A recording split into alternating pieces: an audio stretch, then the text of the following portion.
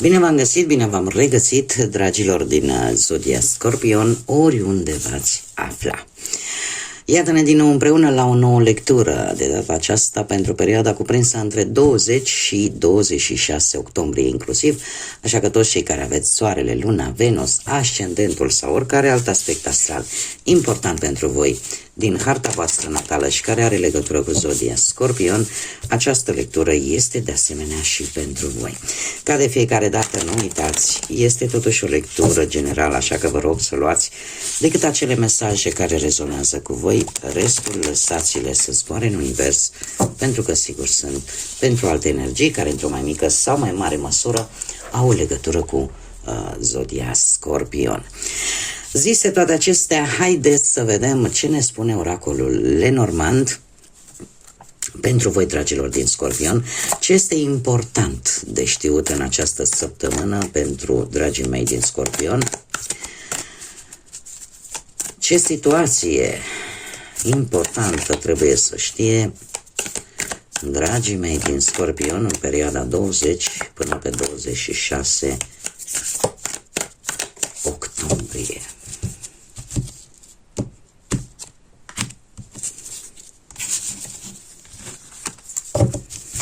Să vedem. Am impresia că sunt două. Nu e rău deloc. Nu e rău deloc și mai ales că deja de pe 23 octombrie intrăm în zodia voastră, dragilor, în zodia Scorpionului. Așa că nu e rău deloc. Haideți să dezbatem un pic.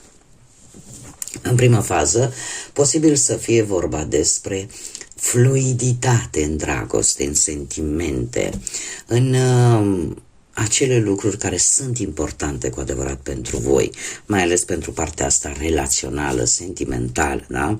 Avem, desigur, cu acest crin apare o foarte multă răbdare, foarte multă înțelepciune, o liniște de care sunt sigură că mulți dintre voi aveți nevoie. Și asta în special pe planul sentimental. Acum, putem vorbi și de partea materială un pic, ceva ce voi vă doreați, relaționat cu banii, care e posibil să se miște un pic mai lent decât v-ați fi așteptat voi. Da, e vorba de ceva legat de bănuți, care necesită un pic mai multă răbdare, care nu se va rezolva neapărat în această perioadă. Dar așa, per total, în primă fază, ne vorbește tare mult de partea asta emoțională, partea sentimentală a vieții, care este una care va aduce liniște și cumva vă mai alungă din zbucium. Haideți să vedem ce ne spune tarotul, ce vine pentru dragii mei din Scorpion în perioada 20-26 octombrie. Atât pe plan profesional, financiar și sentimental.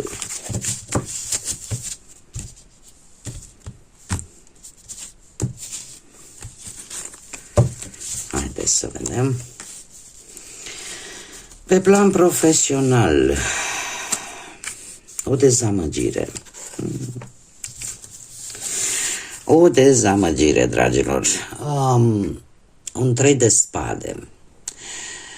Sunteți un pic necăjiți. De ce? E posibil ca altcineva să fie recompensat pentru munca voastră.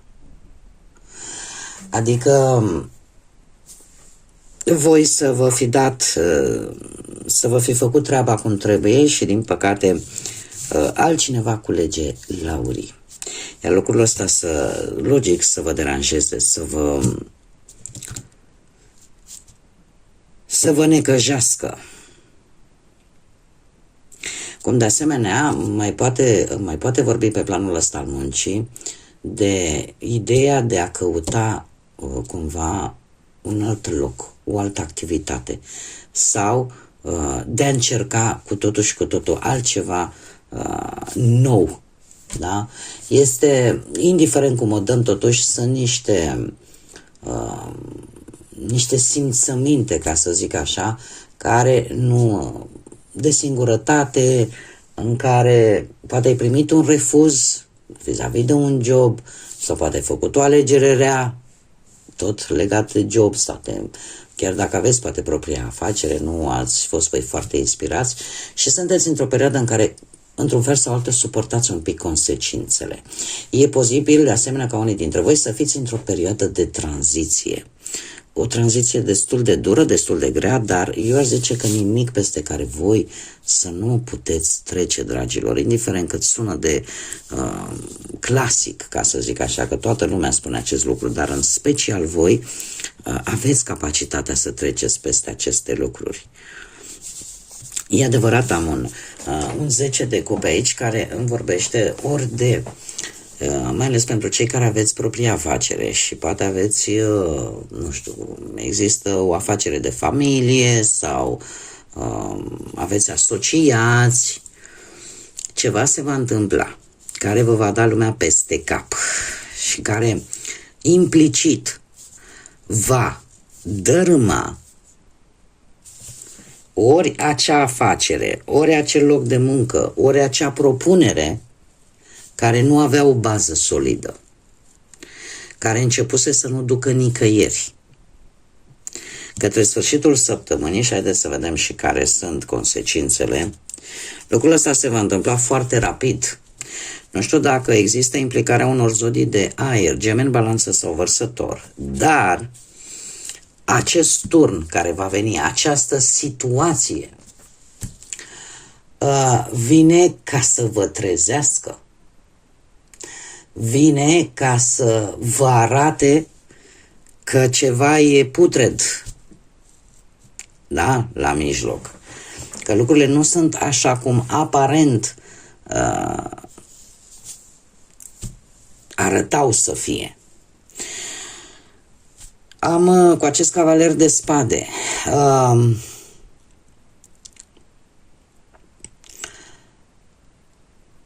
Este un bun moment să profitați paradoxal de acest turn, de această situație negativă, mare atenție. Este o situație negativă care vine pe planul profesional, dar vine în așa fel încât voi, dacă veți ști să profitați de acest lucru, veți avea de câștigat. Știu că sună un pic aiurea, dar este un bun moment de a cere ceva. Este un bun moment în care, dacă vă faceți planul, aveți un plan bine gândit, este momentul oportun ca voi să vă lansați și să obțineți ceea ce vă doriți. Dar nu o faceți haotic. Faceți-vă un plan, faceți-vă un curs, ca să zic așa, un proiect și țineți-vă de el. Mai ales cei care aveți poate un ascendent într-o zodie de aer, Gemeni, Balanță sau Vărsător. Ce ar putea implica acest turn? Nu știu. Poate că sunt anumite greșeli care se comit. Poate că voi, în starea voastră, la un moment dat, da, mai ales că avem un Mercur care intră în Scorpion, da? A intrat deja. Este acolo și spune lucrurilor pe nume. Voi nu sunteți, oricum nu erați genul care să mergeți cu lugu-lugu, cu nu știu ce. Cu atât mai mult în această perioadă, dragilor. La voi, adevărul este golgoluț, este unul singur și nu vă plac înfloriturile. Și dialogurile astea cu du-mă cu zăhărelul și hai, nu există. Și e posibil că acest ton puteți să-l provocați chiar voi. De ce? În ideea că, domne, eu îl spun verde în fața, asta este, și lucrul ăsta aduce conflicte. Conflicte cu șefii, cu colegii, da? Sau pur și simplu să ducă la o schimbare de job acest turn. Adică sunt tot felul de situații care ele aparent sunt negative, dar care pe voi vă pot ajuta foarte mult. Singurul aspect de care trebuie să țineți cont este acela de a vă face un plan, de a nu acționa haotic în această săptămână.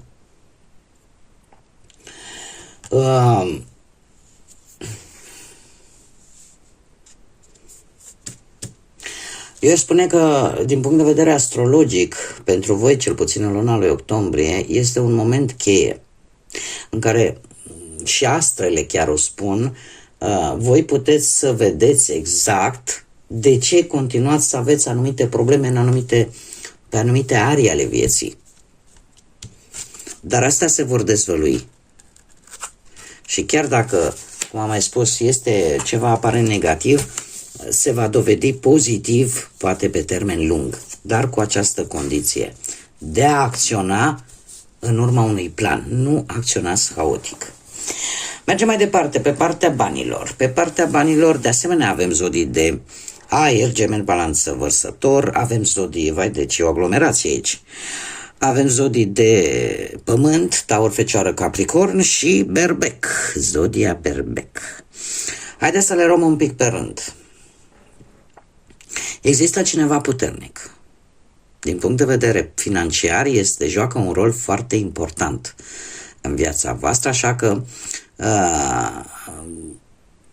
acest rol pe care îl are vă cere oarecum să spun eu, să fiți destul de răbdători când e vorba de bani. De ce? Pentru că veți găsi acea modalitate ca într-un fel sau altul să obțineți acea sumă de bani care vă interesează. De asemenea, dacă unii dintre voi aveți poate un ascendent într-o zodie de aer, cum am mai spus, Gemeni, Balanță sau Vărsător, sunteți în această săptămână, se pare că vă puneți la treabă inteligența și sunteți mult mai restrictivi în ceea ce privește banii. Nu dați, nu cheltuiți impulsiv, da? Sunteți conștienți că de voi depind foarte multe lucruri din punctul ăsta de vedere al banilor și de felul în care voi acționați. De asemenea, cu acest paș de monede, aș spune că trebuie să vă cunoașteți într-un fel sau altul valoarea și să cereți atât cât vi se cuvine. Chiar dacă nu primiți, ar fi bine totuși să aveți un pic de răbdare, pentru că într-un fel sau altul voi veți obține o recompensă. Și nu e așa, pentru cei care se gândesc poate să renunțe la un job, nu e, din câte văd eu aici, nu e momentul cel mai oportun în această săptămână să o faceți. Avem de asemenea și împăratul care îmi poate vorbi de o reușită financiară într-un proces legal posibil sau ceva legătură cu tata, unchiul, fratele, cineva pe parte paternă, cineva care are o situație financiară destul de bună sau care, din punct de vedere ierarhic, are o poziție bună. Și unde voi, eu aș spune că puteți ori apela, ori pur și simplu să vă ajute într-un fel sau altul să obțineți o anumită stabilitate pe partea asta materială. Eu totuși intuiesc că aici nu sunteți voi tocmai încântați foarte tare la ideea asta. Mergem mai departe. Cei care sunteți într-o relație, ia să vedem partea sentimentală în această săptămână. Cei care sunteți într-o relație, aș zice că sunteți un pic blocați. De ce? Fiecare o ține pe lui și o să o țină pe lui și argumentează și uite, nu-mi convine asta și nu-mi convine ailaltă. Dar ce este foarte interesant este că la un moment dat lucrurile astea făcute cu cap, mare atenție, pentru că se poate întâmpla, bun, hai că eu îmi spun punctul de vedere, tu ți-l spui pe al tău și de aici ajungem să ne certăm sau ajungem la tot felul de conflicte. Dar dacă se abordează subiectul într-o formă mai asertivă, într-o formă mult mai amiabilă, da? cel puțin în această lună, da, este de dorit ca lucrurile să se facă inteligent, diplomatic, da, să se evite pe cât posibil stările astea conflictive. Atunci putem vorbi și de o creștere, da? Pentru că în momentul în care eu îmi spun punctul meu de vedere și cum văd eu lucrurile, vine și celălalt, la fel o face, dar într-o modalitate calmă, într-o modalitate care să constructivă pentru relație, atunci lucrurile deja sunt mult mai bune. Într-adevăr, voi începe săptămâna cu un ușor blocaj, cu acu e bine, acu nu e bine, o zi mai bună, una mai rea. Chiar poate apărea la un moment dat o izbucnire de moment.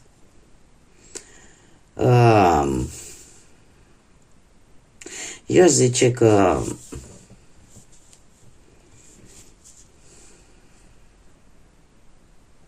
cred că voi veți renunța la o anumită responsabilitate.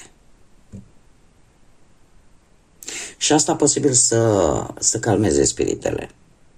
Pentru că, din câte văd, sfârșitul de săptămână se încheie într-o liniște, într-o armonie. De ce? Pentru că există dragoste adevărată în relația voastră.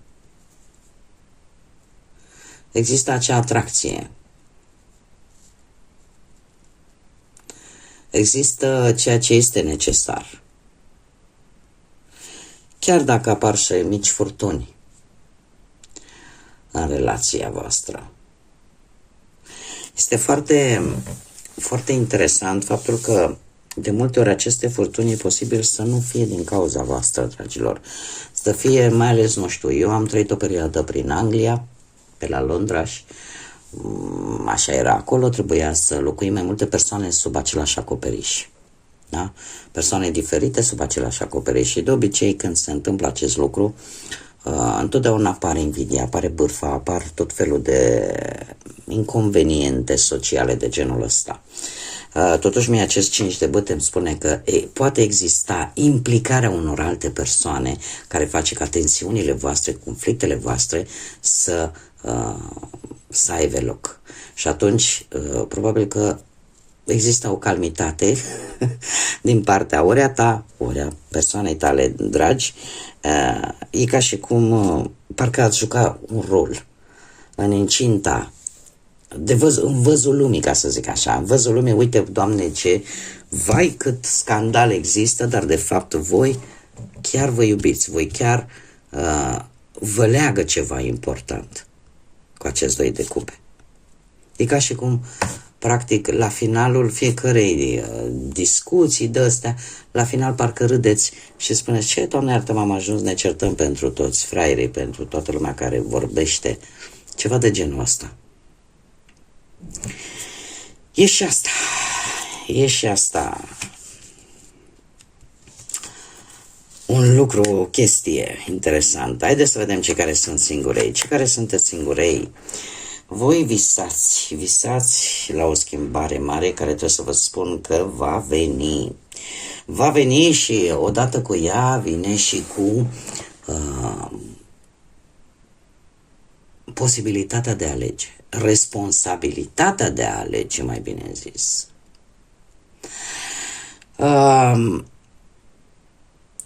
Nu știu dacă Zodia Vărsător vă spune ceva, aici sunteți voi.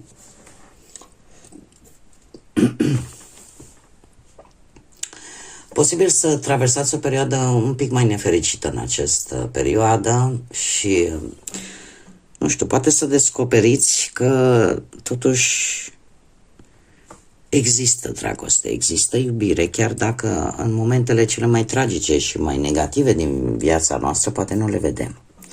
Dar asta nu înseamnă că ceea ce nu vedem nu există.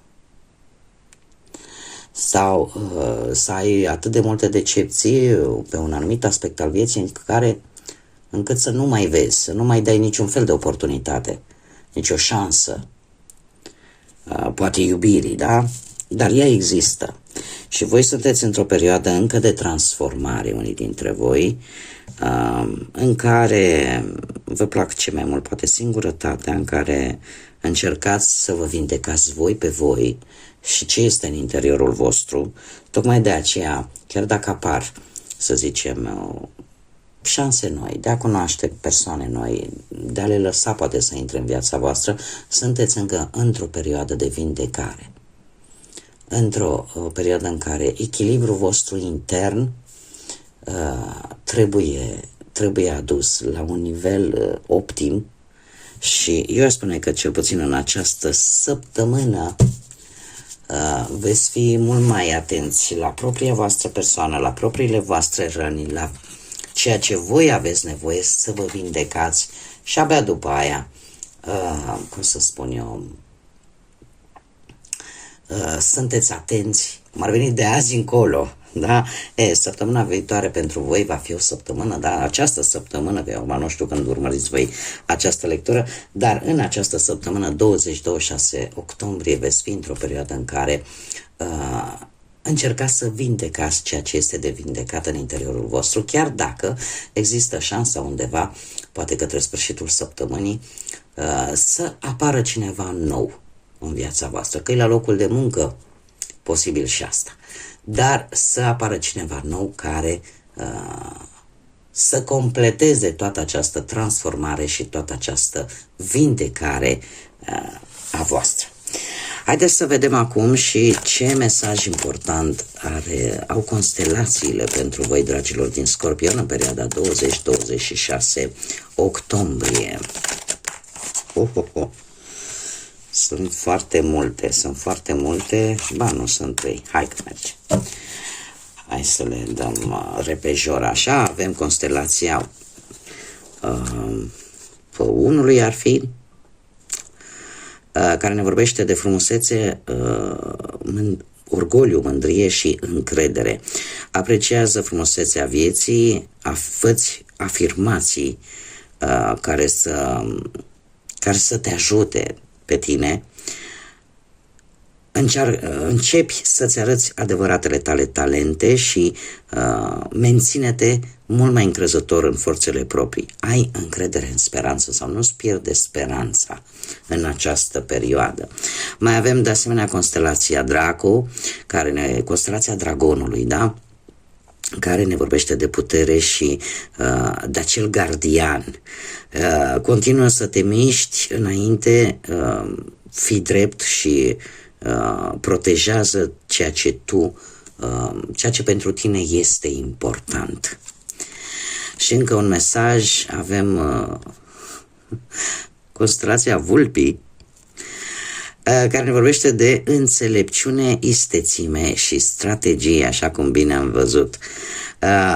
Ia decizii mult mai înțelepte, fii mult mai flexibil în răspunsuri și manageriază cumva într-o manieră cât mai bună atât timpul cât și resursele tale proprii. Este de fapt așa, per total, este vorba de o încredere în voi, menține-te puternică, continuă să mergi indiferent cât de tare te poate lovi viața, nu te opri, continuă să te ridici de jos, continuă să mergi, folosește-ți înțelepciunea, folosește-ți istețimea și pentru că ai această capabilitate în așa fel încât să te protejezi atât pe tine cât și ceea ce ție ți este drag, și încearcă să nu mai irosești timpul cu acele lucruri care nu merită. Da? O bună manageriere a timpului și a propriilor tale resurse. Da? Nu consuma nici timp și nici energie pe ceea ce nu merită să mai consumi. Bun, dragilor, cam atât am avut pentru voi, pentru această săptămână. Desigur, începând cu data de 23 octombrie, până pe 21 noiembrie intrăm în zodia voastră, în zodia Scorpionului, așa că cel puțin pentru cei care vă încadrați în această săptămână, eu vă doresc un la mulți ani, să aveți parte de tot ceea ce vă doriți, de sănătate, de tot ceea ce voi considerați că este important pentru voi să vină în viața voastră. Desigur, trebuie să vă mulțumesc pentru prezență și pentru faptul că sunteți mereu alături de mine prin intermediul mesajelor, like-urilor, distribuirilor, faptului că vă abonați. Aceste lucruri sunt super importante pentru mine ca și pentru orice alt creator de conținut. Așa că dacă v-ați rezonat, dacă v-a plăcut aceste lecturi și încă nu v-ați abonat, eu vă invit cu mare drag să o faceți. De ce? E mult mai simplu să mă găsiți după aceea, pentru că abonându-vă nu e cu bani, este gratuit. Chiar puteți să accesați, să activați acel clopoțel care vă va trimite notificări. YouTube vă va trimite notificări în momentul în care eu fac lecturi noi, să fiți înștiințați și să nu pierdeți nicio lectură. Așa că eu vă aștept cu mare drag pe toți. Până data viitoare, când ne vom reîntâlni la o nouă lectură, eu vă doresc o săptămână cât mai frumoasă, cât mai plină de bucurie, cât mai plină de speranță și de multă energie pozitivă. Așa că, până la o nouă lectură, numai bine și să fiți iubiți, dragilor!